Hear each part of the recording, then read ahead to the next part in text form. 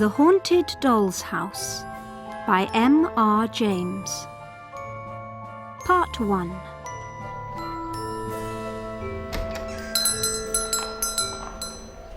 Mr. Chittenden, you must often get things like that in your shop, said Mr. Dillett, pointing with his stick to the doll's house in the window. Mr. Dillett knew a lot about old things and realized it was very special. You can't be serious, replied Mr. Chittenden. That should be in a museum. You don't say. Laughed Mr. Dillett. And how much is it? £75, sir. That's a price for an American buyer. Let's say 50. In the end, they agreed on something in between, and half an hour later, Mr. Dillett took the thing away in his car. Mr. Chittenden stood at the shop door, smiling, with the money in his hand, and waved goodbye. Then he entered the back room where his wife was making tea. It's gone, he said. Mr. Dillett bought it. Good, said Mrs. Chittenden. He needs a bit of a shock. Well, I'm sure he's going to get it, and we won't have any more of it, said Mr. Chittenden as they sat down to tea.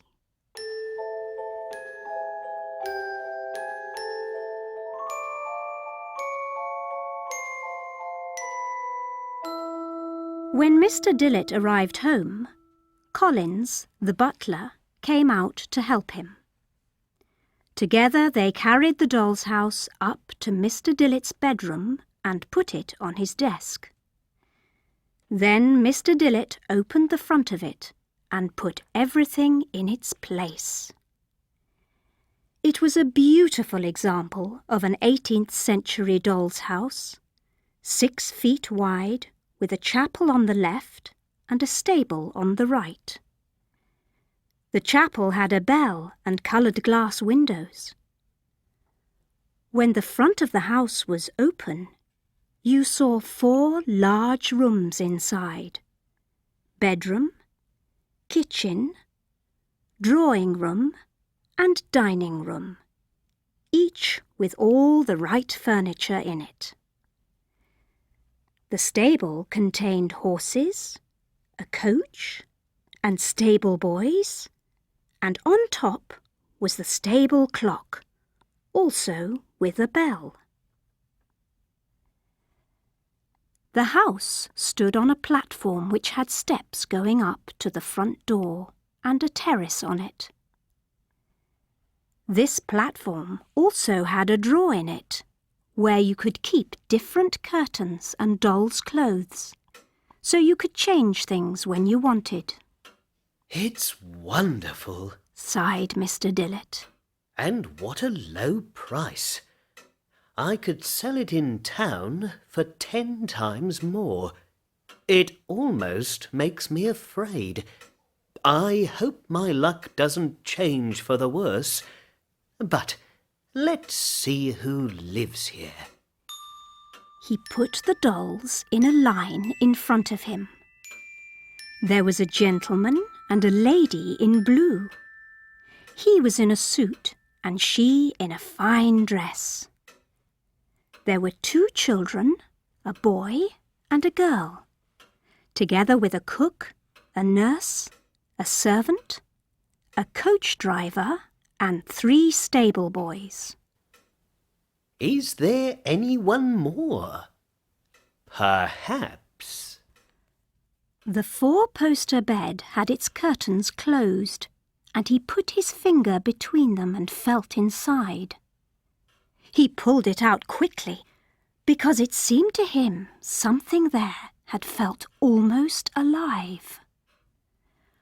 When he opened the curtains, he discovered an old gentleman with white hair in a long white nightgown, and put him with the others.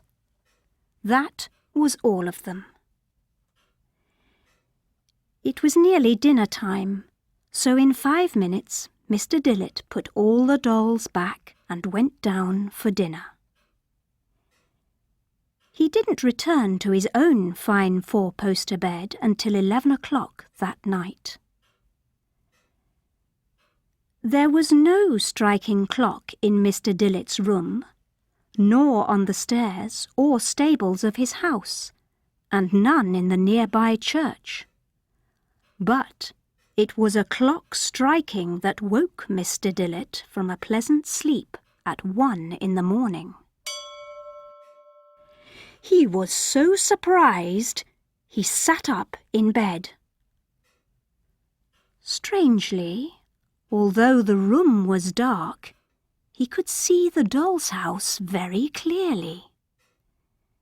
It seemed that a full moon was shining down on it, and he could see trees around it, behind the chapel and the stable. It seemed, too, that he could smell the autumn smell of a cool September night. He thought he could hear horses moving in the stables. And with another shock, he realized that above the roof, instead of the wall of his room, he was looking into a dark blue night sky. He saw, too, that this was no 4-roomed house with a movable front, but a real house with many rooms and stairs, although strangely smaller than it should be. "You want to show me something," he said to himself. 2 rooms in the doll's house were lit, one on the ground floor to the right of the door, and one upstairs on the left. The first room was brightly lit, the second not so brightly, and he could see everything that was happening inside those rooms. The first room was the dining room. Dinner was finished, but glasses and wine were still on the table. The gentleman and lady in blue sat alone there. They were talking seriously, and from time to time it seemed they stopped to listen. Once the gentleman got up, opened the window, put his head out, and put his hand to his ear. Then he went from the window and from the room, and the woman was left standing alone there, holding a candle. Looking at her face, it seemed that she was fighting against a strong fear inside her, and that she was winning. She had an unpleasant face, too, wide, flat, and too clever for its own good. Now the gentleman came back into the room, and she took something from his hand and hurried out. He, too, disappeared, but only for a moment. The front door slowly opened, and he came out and stood on the terrace. Then he turned to the upstairs window, which was lit, and shook his closed hand angrily up at it. It was time to look at that upper window. Through it you could see a 4-poster bed and a nurse sleeping in an armchair by the fire. In the bed an old man lay awake, and from the way he moved his hands on the bed covers, he was worried. Beyond the bed, the door opened. The lady in blue came in with the candle. She put it down and woke up the nurse. She had an open bottle of wine in her hand. The nurse took it and put some wine into a pan. She added sugar and spices from little pots, and then put the pan on the fire to cook. At the same time, the old man seemed to call weakly to the lady. She went to him, felt his wrist, and bit her lip. The old man looked at her worriedly and pointed to the window. She went to the window and then, as the gentleman had done, she opened it, put her head out, with her hand to her ear, and listened. Then she pulled her head in and shook it at the old man, who seemed to sigh. Now the spiced wine was ready. The nurse put it in a silver bowl and took it to the old man. He waved it away, but the lady and the nurse moved closer, probably asking him to drink. In the end, it's clear he said yes, because they helped him to sit up and put the bowl to his lips. He drank most of it, then lay down. The lady smiled good night and left the room. She took the candle, the bottle, the bowl, and the pan with her. The nurse went back to her chair, and for a time everything was quiet. Suddenly, the old man sat up in bed and opened his mouth wide. He was probably crying out, because the nurse jumped up and ran to the bedside. The old man looked terrible. His face was dark red, almost black. His round eyes were staring, both hands pulled at his chest, and his lips were white. For a moment, the nurse left him, ran to the door and threw it open, clearly calling for help. Then she ran back and tried nervously to calm him down.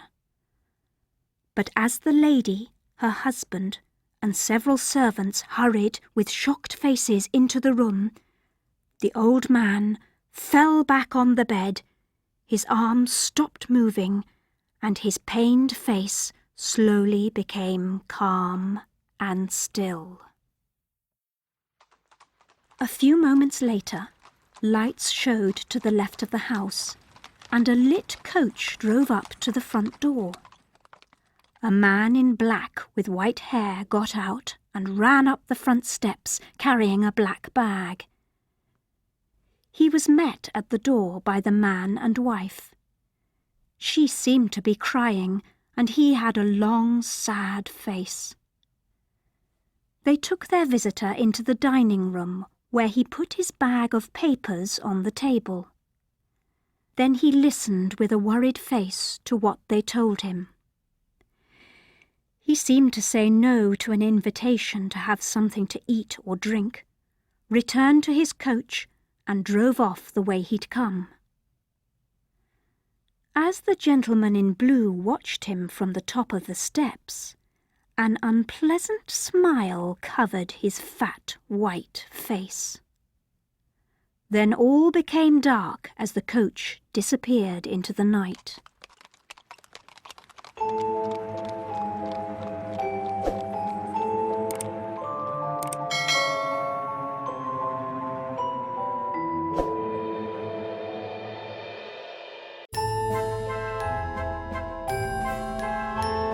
The Haunted Doll's House, Part 2. All was dark in Mr. Dillet's bedroom, but he stayed sitting up in his bed. He guessed he would see more. The front of the doll's house began to shine again, but the lights were now in different places. One was at the top of the house, and the other in the chapel. There was a coffin in the middle of the chapel, with 4 candles in tall silver holders around it. A black cloth lay over the coffin, and, as he watched, the cloth seemed to move up at one end and fell to the floor, leaving the coffin uncovered. One of the candles fell to the floor also. Now Mr. Dillet looked at the room at the top of the house. A boy and girl lay in 2 small beds, and there was a 4-poster bed for the nurse. She wasn't there, but the father and mother were. They were dressed in black clothes, but were laughing and talking with each other and with the children. Then, unnoticed by the children, the father left the room, taking a long white nightgown from by the door as he went. He shut the door behind him. A few moments later, the door opened slowly, and a large, terrible white thing entered and moved towards the beds. Then the figure suddenly stopped, lifted up its arms, and showed itself to be the laughing father, of course. The children were terrified. The boy hid under the bed covers, and the girl ran to her mother's arms. The parents tried to calm them down, took them on their knees, and showed them that the old nightgown couldn't hurt them. At last they put the children to bed, waving to them as they left the room. As they left, the nurse came in, and soon the light in the children's room at the top of the house went out. Mr. Dillet stayed watching without moving. Then a new kind of light, not a candle, but something unpleasant and cold, shone into the room at the top of the house as the door opened again. Something very frightening entered the room. The watcher couldn't describe it beyond saying it looked like a frog as big as a man with thin white hair on top. It went to the little beds and was busy over them for a while, but not for long. The noise of weak little cries, sounding very far off but still awful, reached the listener's ear. Suddenly, the house was full of lights moving, figures running, doors opening and closing. The clock in the stable sounded 1, and darkness came. Then, for the last time, the house shone brightly again. At the foot of the steps by the front door, 2 lines of black figures waited, holding burning lights. More dark figures came down the steps, carrying 2 little coffins. And the lines of dark figures carrying lights, with the coffins between them, moved to the chapel on the left. The hours of night passed very slowly, thought Mr. Dillet. He slowly moved from sitting to lying in his bed, but he didn't close an eye. Early next morning he sent for the doctor. The doctor found him uneasy and nervous, and said that sea air was the answer. So Mr. Dillet was driven slowly to a quiet place on the east coast. One of the first people he met as he walked along by the sea was Mr. Chittenden, who had also been told to take his wife away for a change of air. I'm a little upset with you, said Mr. Dillet. I'm not surprised, sir. My wife and I went through a lot ourselves. But what could I do? I couldn't throw the thing away. It was a really nice piece. And I couldn't really tell a buyer, I'm selling you a haunted doll's house which will always come to life at 1 o'clock in the morning. I didn't want people to think me and my wife were crazy. Will you buy it back from me? Oh, no, thanks. I'll tell you what, though. I'll pay you back what you gave for it, except the £10 I paid, of course, and you can do what you want with it. Later in the day, the 2 men had another whispered conversation in the smoker's room at their hotel. Tell me, how much do you know about that thing? and where it came from. Honestly, Mr. Dillett, I don't know the house. Of course, it came out of an old country house, that's clear.